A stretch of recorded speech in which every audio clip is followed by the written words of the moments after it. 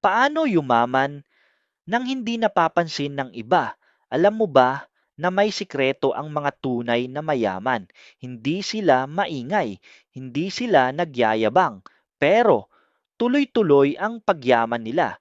Sa video na ito, matutunan mo ang 7 strategies na ginagamit ng mga successful people para maging financially free. Makinig ka hanggang dulo. Baka ito na ang kulang sa buhay mo. Isa, mindset ng mayaman. Ang mayaman, iba mag-isip, focused sila sa long-term goals. Kapag may problema sa pera, hindi sila nagpapanik. Calculated ang decisions nila, hindi impulsive, may self-discipline, may patience. Dito nagsisimula ang tunay na pagyaman. Dalawa, pag-save at pag-invest, hindi nila ginagastos agad ang kinikita. Una, nagsisave. Pangalawa, nag-i-invest, stocks, real estate, negosyo. Pinag-aaralan nila ang compound interest at passive income. Dahil dito, unti-unting lumalaki ang pera nila. Tatlo, emotional control sa pera.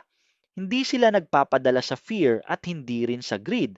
Kapag bumabagsak ang market, kalmado sila. Kapag tumataas, hindi rin sila padalos-dalos. Rational ang thinking. Strong ang financial resilience. Kapag kontrolado mo ang emosyon mo, mas malinaw mong nakikita ang opportunities. Apat, low profile lifestyle. Ang tunay na mayaman, tahimik lang, hindi nila ipinapakita ang lahat, may privacy, may discretion. Ito ang dahilan kung bakit safe ang resources nila. Walang pressure, walang inggit, walang unnecessary problems. Silent growth ang strategy nila. 5, continuous learning. Ang mayaman, hindi tumitigil matuto. Investments, business, market trends, skills at knowledge, ito ang pinaka-asset nila. Habang natututo ka, lalo kang nagiging valuable. 6, time and productivity.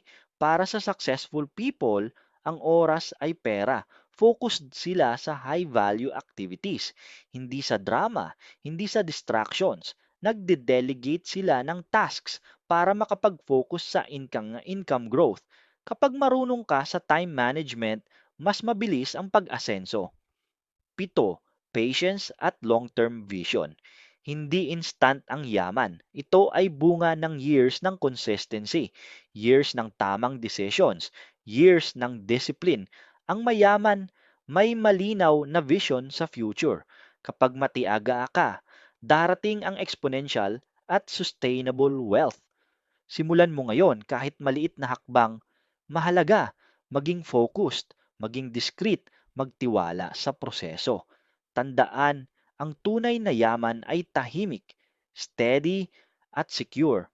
Follow, share at subscribe para sa mas marami pang money mindset tips.